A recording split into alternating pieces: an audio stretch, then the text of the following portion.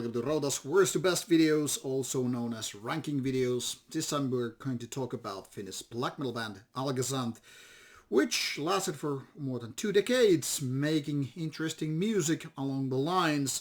Started already in the mid-90s and finished only a few years ago. Why? Well, we don't really know the reason.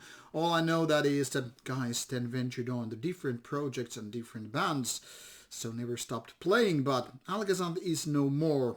It's a good reason for us to give a look about the band, take a look at it, and also a giveaway. The label promised me, well, promised you basically, to deliver 3 albums. So those who comment this video after it can select 1 album if they're lucky winners in this raffle of sorts, and each of you 3 happy winners will get to choose 1 album from the band discography, and the label will then send you. The rules are very simple. Just comment what makes Alghazanth interesting to you or your favorite memory related to the band, and if I just happen to pick your answer among the 3 happy winners, you will be selected as one to receive your album. So whenever you reply, let me know which album you would like to have in CD format, and the label will then send it to you. I'll give you roughly 2 weeks of time to reply on this video, and then I will pick the 3 happy winners. But now let's start ranking Alghazanth. Now, as much as I can remember this story of the name, it's also written here on Metal Archives. I remember reading from an interview that the name Alghazanth appeared in a dream to this drummer of the band, and that's how it got chosen. In a way, names such as Alghazanth is way better than just your random generic badass evil English name for a band, but then again it's also quite hard to remember. I mean, it doesn't really stick because it's also one of those names that could be just some artistic name for the drummer or a guitarist, vocalist, whoever. So benefits, pros and cons. Then again, it's also easy to make typos, writing mistakes with the name. But be it in May, this band started already in the mid-90s and approached the whole discography in a very, very traditional way. That is, doing 3 demos, or demos in the first place before entering the album stuff. And that's how it was back in the days, versus nowadays bands that are too hasty and just skip the demo phase and maybe after a year or even a few months of existing start already doing an album, which is also leading so many bands to make mistakes like doing actual album or 2 with the demo level recordings versus actually honing the stuff here. Alghazanth had the patience, however, and they took a few years before making their first album in the late 90s, known as Thy Iron's Envenomed Sanity. Quite a uncatchy title, if you ask me, but then again, that has been always the way of Alghazanth. They have never been the most straightforward with their album titles nor the music. I mean, if you really think about it, albums such as Subliminal Antenora or The Polarity Axiom, they're not exactly, say, as violent or grim like, Under a Funeral Moon or, Panzer Division Marduk, or you get the idea. But be it as may, that style always kind of labeled the band. And they kept it going, through the whole discography. That is 4 albums, which then again shaped into a little bit different with 4 later albums. 8 albums in total anyway. And that span of albums lasted for almost 2 decades. And overall, 23 years. And I got the pleasure to interview these guys a few years ago at Steelfest, where they played the kind of a funeral show, or at least one of the last shows. So I will be linking that to this video. So in case this video got you interested in the band and their music, well, then you have, therefore, check out for answers and all that stuff. Now, why I mentioned 4 albums is the thing here. and we'll get into that in more detail when we start ranking, is that, in my opinion, you can really divide Alghazanth into two different eras. There's these four first albums from 1999 to 2004, and then the four last albums from 2008 to 2018. As such, I don't know if the band itself really think it like that. But for me, as a listener, it's quite obvious. I mean, I've reviewed all the albums individually over the years, and I can say I'm actually a fan of half of the material. But I won't just talk about the ranking just yet. We'll go through the albums quickly. So Thayer's Venom Sanity started it all with rather something that people call symphonic black metal. Here as metal like was listed as well. The band itself called it majestic black metal, or called. I think it's safe to say it's very synth or keyboard driven melodic black metal. Melodic in the sense of guitars doing a lot of melodic riffs, duh, and there are lots of keyboards which were even more present early on in their career. So majestic black metal kind of gives a good idea what's going on. It's not as symphonic as, say, Emperor or Dimmu Borgir, but the synths are right there to create an important layer in the music. However, the more later on we go with the albums in their discography, the more evident the melodic output is. So calling it melodic black metal wouldn't be far-fetched. It's definitely right there. Calling even the atmospheric black metal wouldn't be that much weird, given that there is a lot of atmosphere, especially the late albums. But this started the whole thing, keyboards and melodic black metal, fast tempo and all, very, very 1990s kind of stuff. But it was still, after those demos, a little bit all over the place. And so the band kind of honed and evolved, and only 1 year later, which in my opinion, in hindsight, is too hastily done, came Subliminal and Tenora, where they added a little bit of melodic death metal elements to the black metal thing. That is also a little bit growlier elements, also riffs that had a little bit of death metal thing going on, and everything felt like, why? I mean, you had this style already figured out, and you then start adding death metal to it, and to a lot of people, I guess, doesn't really make that much of a sense. They pretty much came back to the first album themes with Osiris, and then the Polarity Axiom, which more or less honed the debut album style further. And I think that's when the band started to make more sense. Forgetting all that death metal thing and focusing on the more focused keyboard-driven melodic black metal. However, like I said, the keyboards were more present and in the earlier on in the career, and later on it more started, like, guitars started taking more responsibility and became more on the top of things rather than keyboards early on, and the keyboards started to vanish, more minimal in style maybe, less and more boop, if this makes any sense. So more on the atmosphere side, less synth leads or keyboard driven stuff. Come Wrath of the Vidath, which in my opinion was the first album by Alghazanth where I really was, okay, now this is a good band. First 4 albums, not so much. And now I'm giving you already hints and tips what I'm liking here and what I don't really. And Vinum Intus, which came 3 years after that. As you can probably see, the recording pace and releasing albums kind of got slowed down later on, which is very typical for a lot of bands with multiple albums.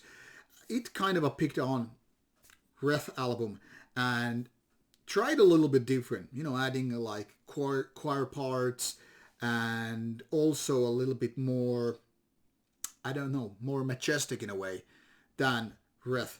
And while it's interesting, I don't know if those elements filled that much, and so the band dropped them when it came to this 7th album, Three-Faced Pilgrim, only 2 years after, mind you, and then became the big gap before 8 Coffin Nails came out in 2018, becoming the funeral album of the band. Now, since I've already kind of gave you a little bit of idea which albums I liked and which ones I didn't so much, it is we're ready to enter the ranking part.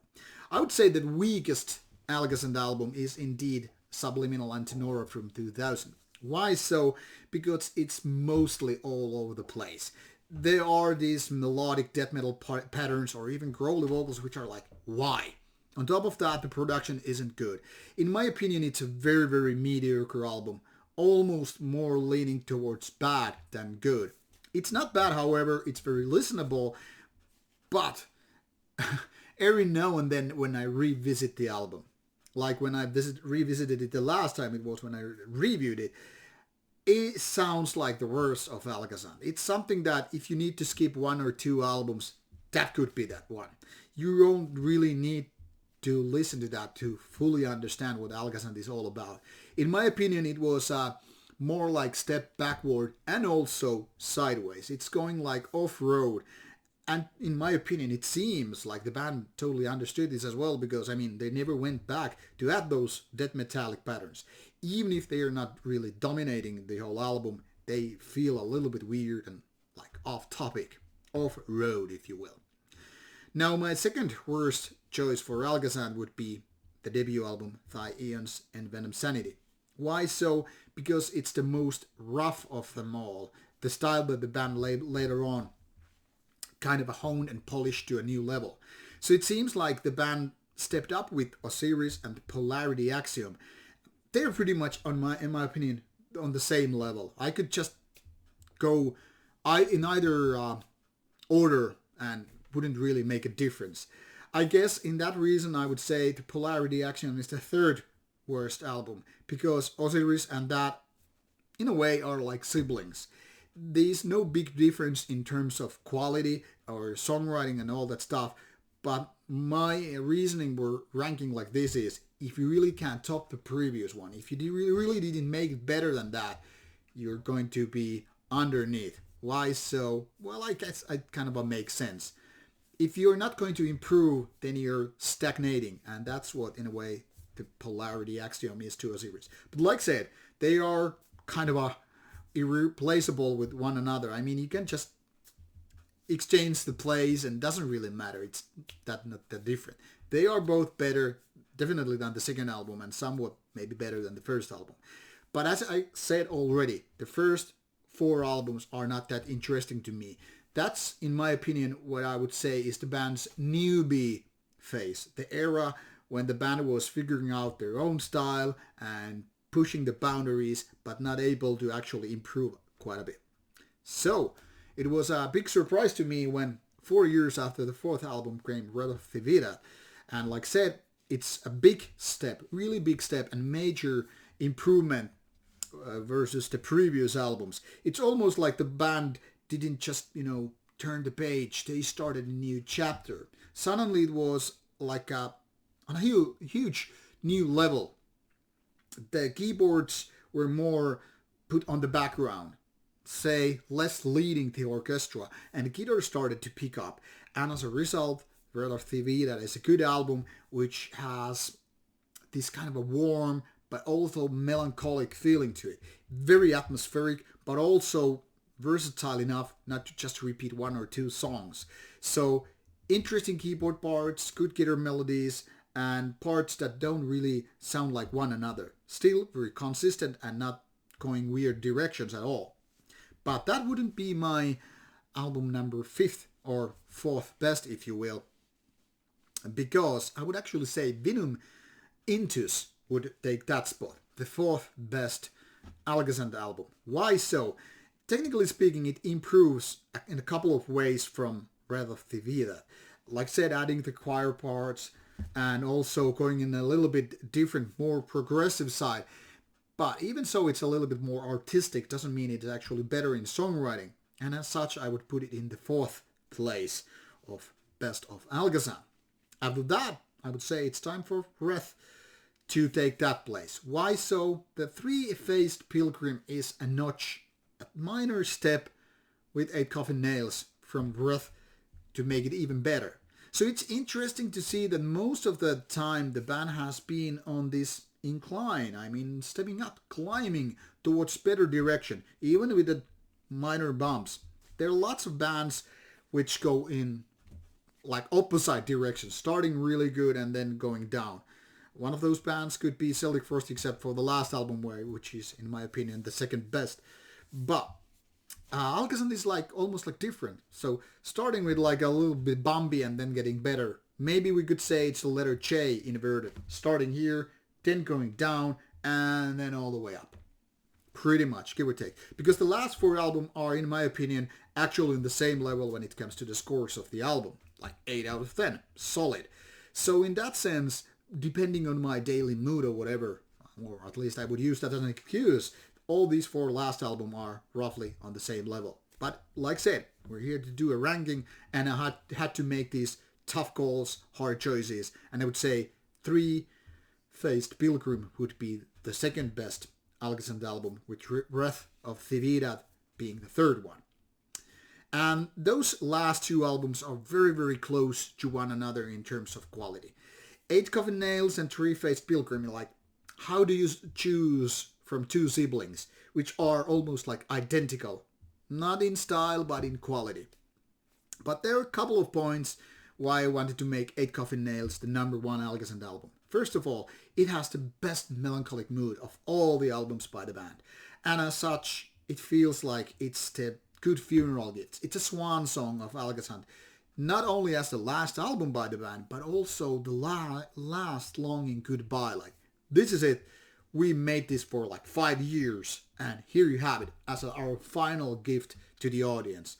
Hope you enjoy it. Now it's time to die.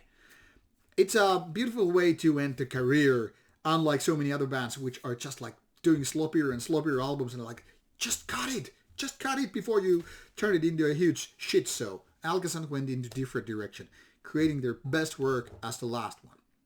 So interesting band because the first 4 albums are not exactly good. They are from mediocrity to lukewarm. Something that are probably worth listening once or twice, but definitely not my favorite ones. But the last 4 ones are good. They're solid, and they as such make the legacy of Alghazanth, in my opinion.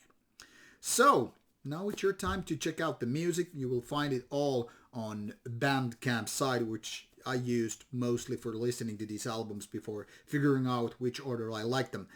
And like I said, the giveaway means that 3 happy winners will get to choose their favorite Alghazanth CD, as a physical format from the label. The label will then send to you directly.